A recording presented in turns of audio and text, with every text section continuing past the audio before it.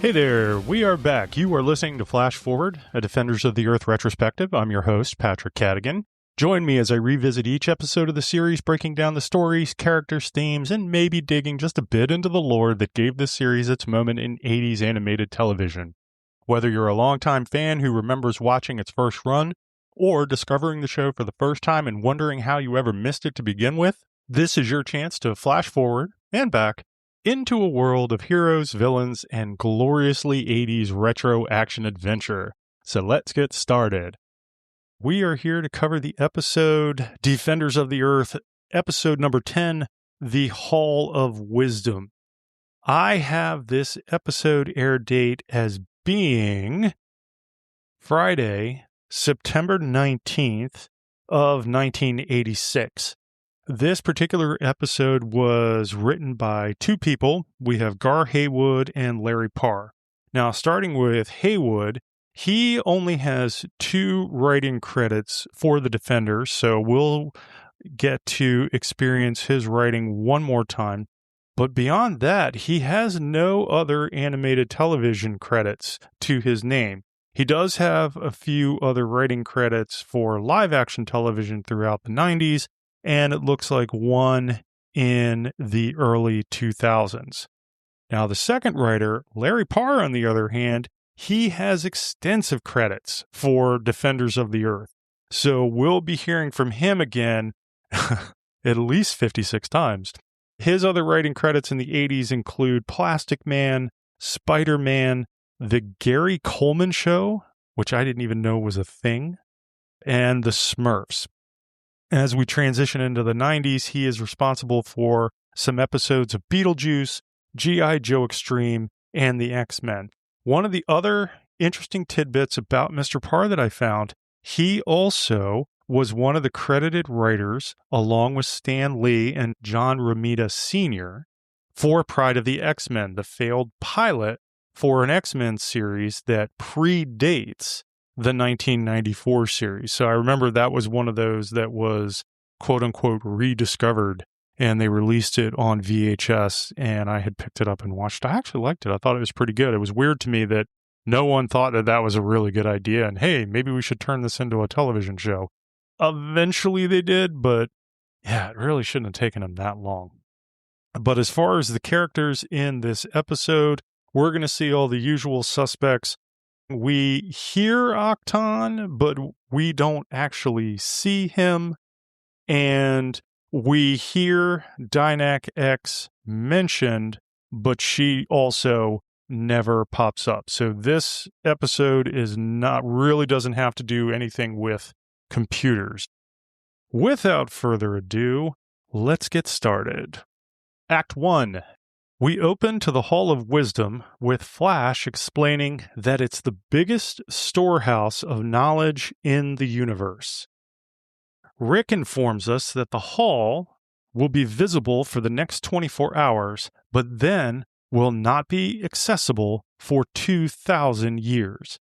Flash informs the Defenders that they have to guard the hall for the next 24 hours in order to keep Ming from acquiring the Quasar weapon. Just then, the team detect a fleet of Ming's roboships on their way towards the hall, but they're ready for the fight. An impressive dogfight ensues, with lots of fancy flying and showing off. However, Ming's ships just keep coming, and eventually, Rick's ship is destroyed. LJ, Lothar, and Mandrake fill the void and continue to take out Ming's forces.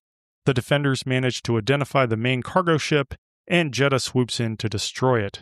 The cargo ship is more than prepared and takes out Kashin's fighter, followed by Jedda's. No doubt Flash is up for the challenge. However, right before he's about to engage, his lasers malfunction. The only way to stop Ming's attack is to sacrifice his own fighter. So Flash maneuvers directly into the hull of the cargo ship. The threat has been neutralized. We then learn that it wasn't the actual Defenders in the fighters against Ming's forces, but puppet ships. Flash warns everyone that the next time it's going to be them out there for real.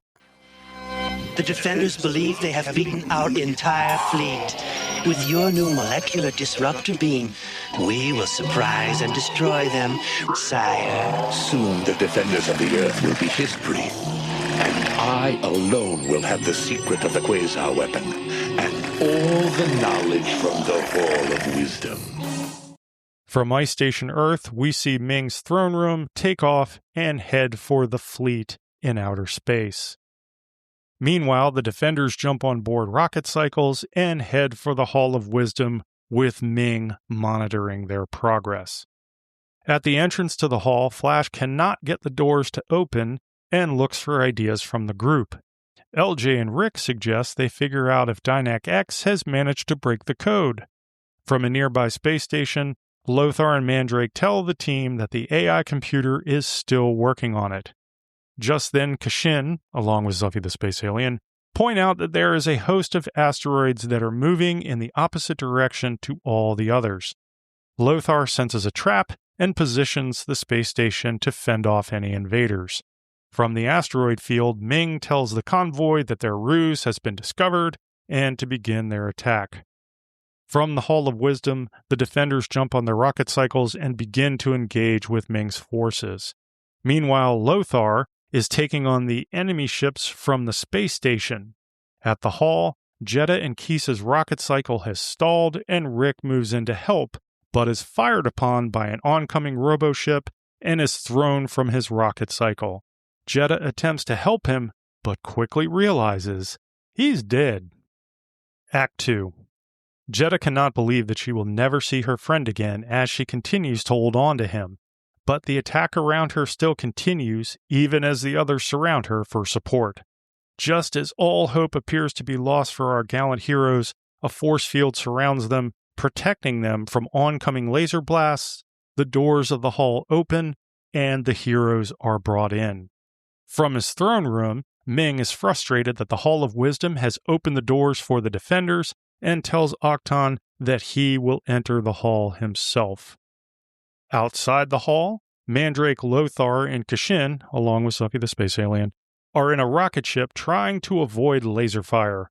When a blast hits them, Lothar warns the passengers that they're losing power. Mandrake, however, has a solution, and he concentrates his telepathic powers to repair the damage done to the ship. With power back, Lothar re-engages the enemy and destroys all attacking ships. Back inside the Hall of Wisdom, everyone is wondering what's happening. There's a voice in the distance, and all are introduced to Jarban, the caretaker of the Hall of Wisdom. Jarban is disturbed when he notices Rick. When Jedda asks him if he can help, he responds cryptically, but asks that everyone follow him. Next, the team has gathered in a room with Rick lying on a large table. Flash asks Jarban again if he can bring Rick back to life. Jarban responds, no, but it might be possible for the life extender to repair the damage to Rick's body and get it working again. Jedda asks if there's anything that they can do to help, but Jarban just tells them all to back up as a bright energy beam encircles the table. At first, the contraption doesn't appear to work, but Jarban strikes it, causing a fusion of energy that knocks everyone back against the wall. Rick's body is consumed in light energy, and before long, he awakens, obviously very confused. Flash is grateful to Jarban for his son's life and asks him if there is anything he can do to repay him, but Jarban dismisses the gesture. As the group begin to travel through the hall, Jarban tells his listeners that he is not the one who needs to be repaid, and that Rick and Jedda will stay in the hall for eternity as living examples of Earth people. Instantly, the two are separated from the group and put into a cage. Jarban says that will be payment enough. From out in space, Lothar and Mandrake are continuing to try to get into the Hall of Wisdom themselves. Using the sword ship's laser booster, they expend all the ship's energy trying to get through, but to no avail. Just then, the two notice a squadron of Ming ships approaching the hall. Excellency, the defender ship appears to be helpless. What are your orders? Prepare to activate my new molecular disruptor beam, Gerax.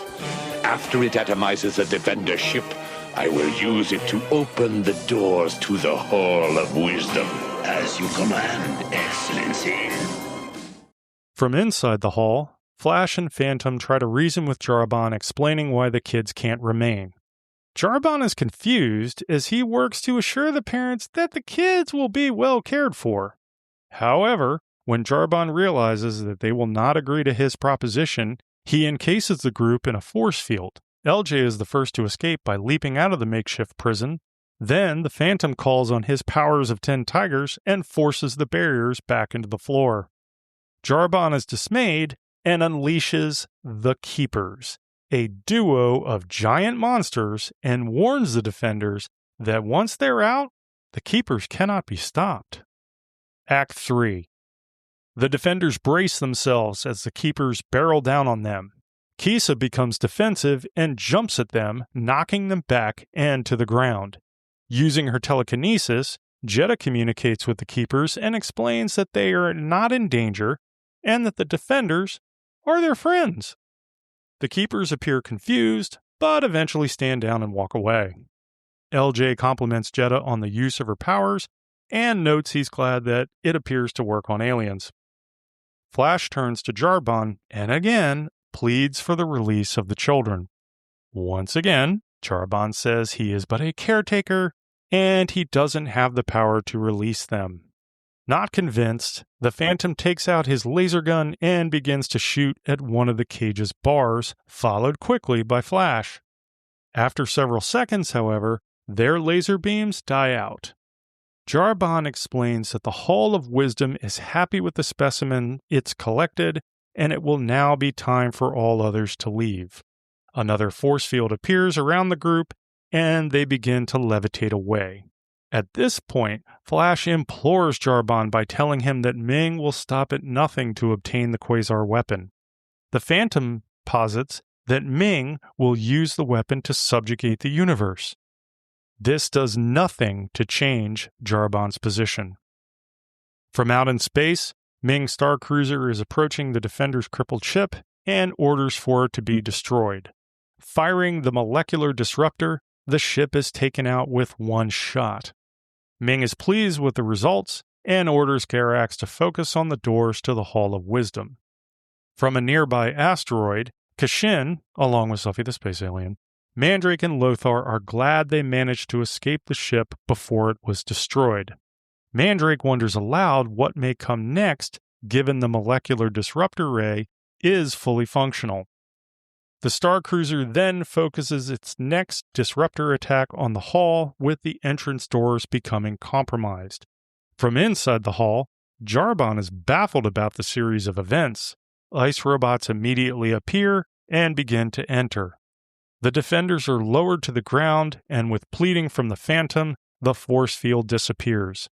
LJ comments about their lack of weapons with which to fight, but again, weapons appear instantaneously for everyone, including Kisa.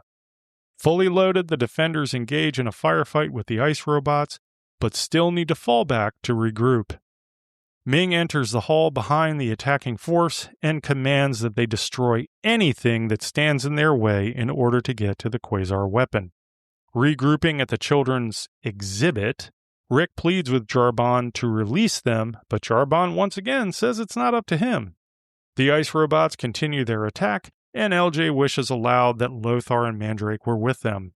On cue, Lothar and Mandrake, along with Kashin and Suffy the space alien, swing in for the assist. Lothar manages to ensnare Ming with one of his ropes. However, the Dictator quickly escapes and fires back with his laser gun. Mandrake steps in to shield them with a force field with sound effects they borrowed from both G.I. Joe and Star Wars. You will pay for this. Now. Your tricks can't defeat my mechanical seekers, magician. Look out! Watch it! Look out! Ming unleashes two of his seekers, and they begin their attack, easily circumventing the force field. The group is quickly surrounded by ice robots, and Ming refocuses his attention on the obtaining of the quasar weapon. All of a sudden, the Defenders' weapons cease to function, and Ming comments that he'll miss their rivalry. Flash warns about being cocky as they're not yet beaten. Ming, however, is not worried as Garax brings him the quasar weapon. The Phantom leaps forward to push Garax back and grab the quasar weapon himself. He's immediately surrounded by ice robots and manages to toss the weapon to Rick, who comments about feeling its power. Ming demands the return of the weapon, but Rick, of course, refuses. Ming is amused to see that Rick likes having power, but Jedda works to distract him by telling Rick to not become like Ming. Once again, Ming demands the return of the quasar weapon, this time telling Rick that they can rule the universe together. Rick, however, rejects the invitation and tosses the weapon away from everyone, and when it hits the ground, it becomes engulfed in light. Jarbon steps in to say that there is hope for the future of their species and that the Hall is pleased. Simultaneously, the prison cage disappears, and when Ming attempts to retrieve the quasar, it disappears. Ming is pissed and pontificates about how he's supposed to be the ruler of the universe. Jarbon dismisses him and tells him that the Hall of Wisdom will not allow its knowledge to be used for evil, only for good. Next, we see the Hall transport everyone from its location, including Ming. Back on the space station, Flash tells his son how proud he is. Rick's attention, though, is on the knowledge within the Hall. Flash tells him that they'll need to rid the universe of people like Ming first, and then the Hall's wisdom can benefit everyone. In 2,000 years. The end. I really enjoyed this episode. This is one of those episodes that was definitely given off some Star Trek vibes. It in a couple of different ways. In one way, it reminded me of the Star Trek animated series episode Beyond the Farthest Star. The Enterprise out there in the universe finds this wildly old alien spaceship that's been moving throughout the universe for hundreds of thousands of years. And so with the Hall of Wisdom, they never really quite get into what it is, what's inside this hall. I mean, of course, it's kind of beside the point. They don't really need to. It would have been nice to get a little bit of that. You do see some of the quote-unquote monsters, or we would refer to them as aliens inside. It was an intriguing idea, and I really liked it. One of the central themes for this show, for this particular episode, was that technology versus character. I definitely feel like this is one of those reoccurring themes. The idea of this advanced technology, this quasar weapon, that we really don't know what it can do or what it's capable of. We know that everyone is convinced that should Ming get a hold of it, that catastrophic calamity will ensue, and therefore he's not allowed to have it. But in the way that the Hall of Wisdom acts as this sentient moral arbiter, that it's only going to grant that power to someone who passed that character test. Essentially, the Star Trek reference that I'm thinking of, the Star Trek Next Generation two-parter Gambit, where Picard is looking for this ancient Vulcan weapon, but by the end of the episode, the reason that the weapon was no longer necessary was because the Vulcans themselves had achieved enlightenment, so therefore the weapon wasn't necessary. So again, this is one of those things that I was thinking about as I was watching this episode. The other focal point again goes back to the relationship between the kids. This one was very focused on Flash and Rick, but the Phantom and Jedda were there most definitely as well.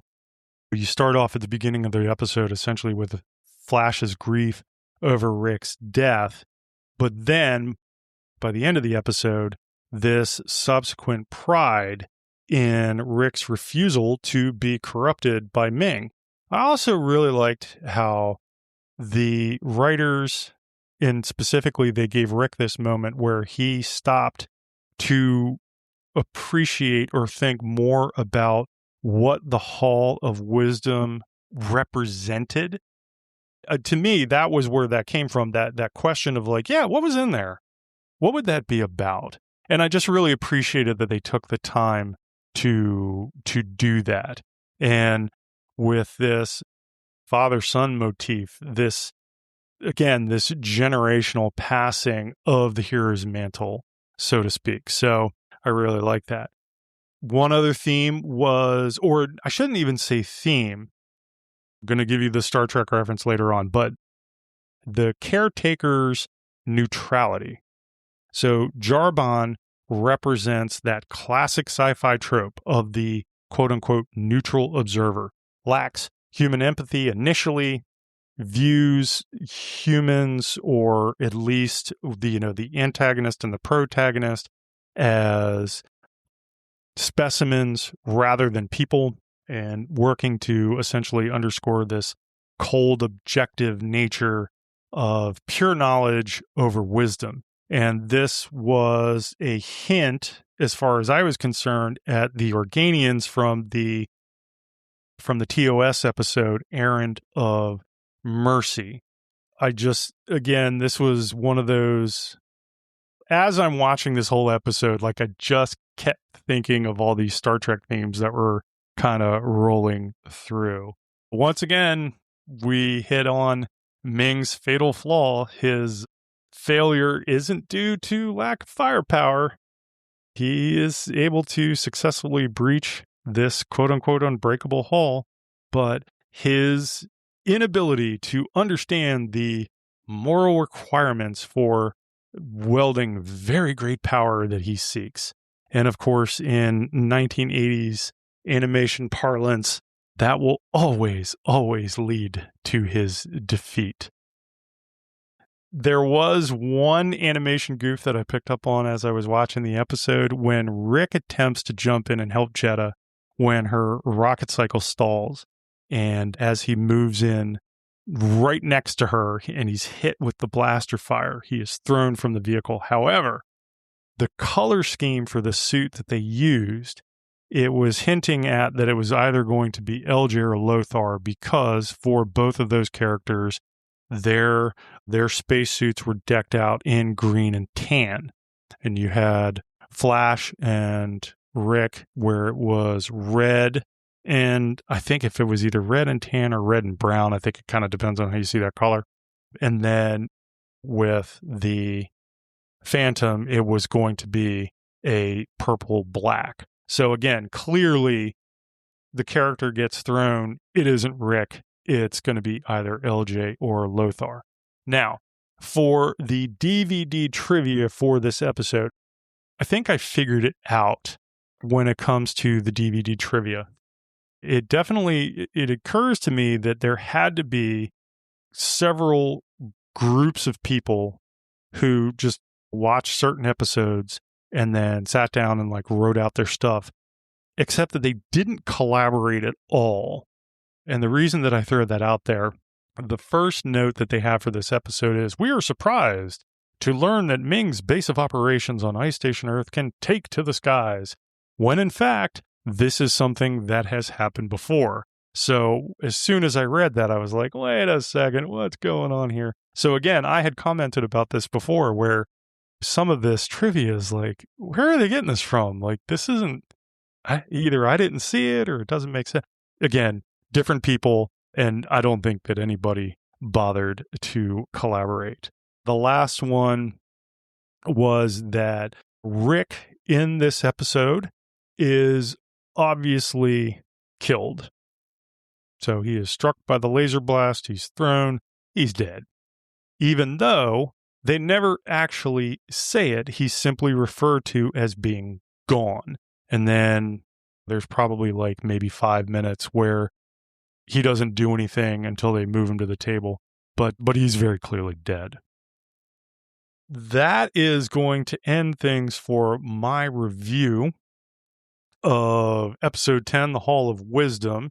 When next we come back, when next I come back, I will cover the first of a 2-part story. We'll be talking about the Mind Warriors. Until then.